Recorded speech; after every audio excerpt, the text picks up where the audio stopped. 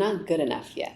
That is the sneakiest excuse of them all. We got rid of the I don't have time excuse. We pushed through the I don't know where to start. We finally let go of the overplanning, and we actually started with the tools and the setup that we have. And honestly, I think this is the one excuse that we've been circling around this entire time. Because all those other excuses, the times, the tools, the planning, they're just safer distractions. It's easier to blame it on the clock or the gear than to actually face that fear that's underneath. What if the thing that's holding me back, it's me? And that is when we face the excuse, I'm not good enough yet. We have the sheets. Yay.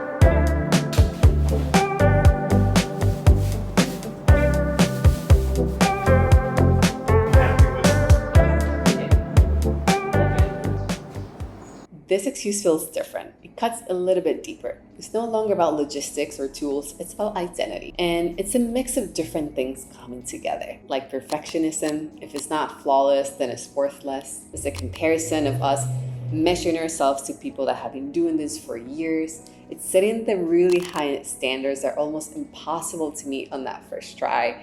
And then lastly, is the fear of being seen. Because if we put ourselves out there, then people might notice that we're not perfect. And all of that gets bundled into a soft voice that whispers, and who are you to do this? Who do you think you are? You're not talented enough. You're not special enough. This voice doesn't mean that you're broken. It doesn't mean that what it's saying is true. It just means that you're human. And our ego hates getting bruised. So it's coming up with all those excuses to keeping us safe, keeping us small, and with what's familiar. This is where it gets sneaky, because it does feel true. And when it feels true, it shapes the way that we behave. And it usually shows up as procrastination, so telling ourselves that we just need to prepare or practice a little bit more. It shows up as endless learning, especially if you're someone like me who did really good in school, who likes this idea of, I just need to study and I will get a good grade and I will succeed. So we keep buying courses and books and reading, and we never actually start. Some of us also just hide our work, so we create something and we just save it as draft. We overthink it at the last minute and we never hit publish. Or lastly, playing it small. We do all the small things that we know that we can get right without actually doing that one thing. And it does feel like we're progressing, like we're preparing, we're planning, we're doing something. But in reality, we're just delaying. We're not protecting ourselves from failure. We're guaranteeing it.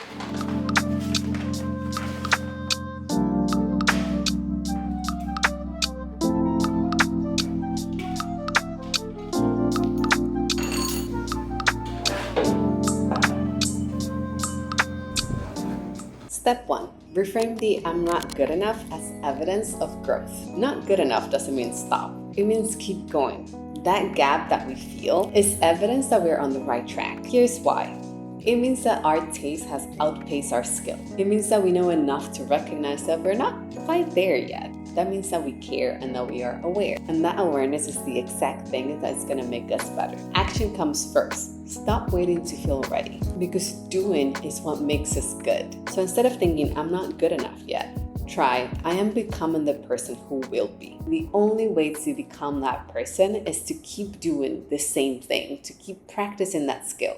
So, same thing happened as last week. It is Wednesday. I am still filming, and this time is even worse because last week, at least I had some footage, so I had been editing for the past few days. I am literally still filming the whole thing right now, and it's like basically noon. It's hard. I'm not following my own system that it was working for me, and I understand, and I'm giving myself some grace because I am literally moving and having client work and doing a million things at the same time. So I am following my motto in life, which is persistence over consistency.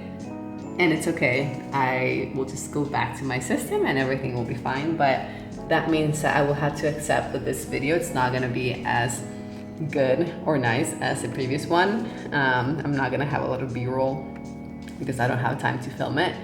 And it's more important for me to just post this and just accept that it will be meh, or to delay it and try to come up with some cool way to tell the story visually and stuff. Step 2, borrow evidence from the past. Stop looking forward and actually look back. Imposter syndrome makes us stare at the gap between where we are and where we want to be. But if you turn around and look at where you started, I am 100% certain that the progress will be undeniable. Think about your first attempt at anything. Your first post, your first video, your first design. It probably wasn't that great, and that's okay. It's not meant to be great. That's kind of the price of admission for being a creative. I really love this quote from Mark Manson. Who you are is defined by what you're willing to struggle for. And being a creative means that we are willing to struggle through that gap. The discomfort of showing our work even when we feel like we're not good enough yet. So every cringy past attempt is just proof that we are capable of doing uncomfortable things and that we can do it again, that we will grow again, and as long as we keep showing up, we will keep collecting this proof. So it's 10 p.m. and I'm still editing. I don't know if I'm gonna be able to post today. I'm barely just putting kind of the overall storyline of the video. This moving around is making it so hard for me to stick to my schedule and my system. What should I do? Should I just post it when that's super boring the way it is? Or should I just push it until tomorrow? Step 3, shrink the stakes. We convince ourselves that every attempt needs to prove our worth. And that's why we freeze. This is just that fear of being seen coming to life. But honestly, most people are not watching that closely. They're not analyzing our every move. They're just scrolling, worried about their own stuff. So stop asking, is this good enough to define me? Is this gonna prove how good I am?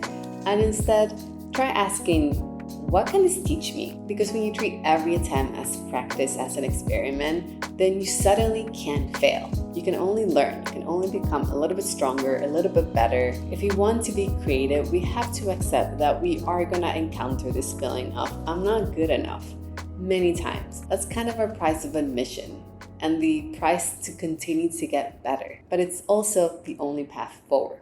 Today's Thursday morning and I am still editing. I did not post the video last night.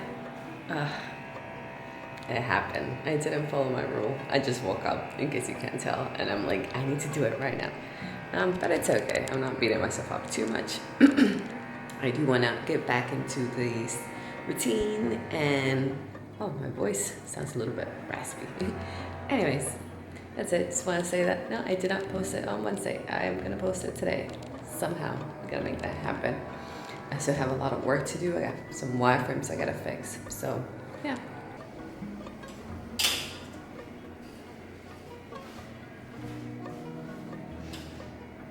And here's the biggest truth. We don't become good before we start. There is no finish line where someone hands us a badge and tells us, congratulations, you're finally good enough. The only way to get better is to do the thing that we don't feel ready for, to post that draft, to share that design, to take that leap before we have it all figured out. So if you've been waiting for that moment when you finally feel like you're good enough, let this be the sign. You already are. Not because you're perfect, but because you're showing up. And as long as you keep showing up, that imposter syndrome will get softer and quieter. This is episode 5 of the Excuse Letter, the sub-series for anxious creatives who are trying to find a way to finally start and who are figuring it out as they go. Make sure to subscribe and take the next step with us. But for now, just start.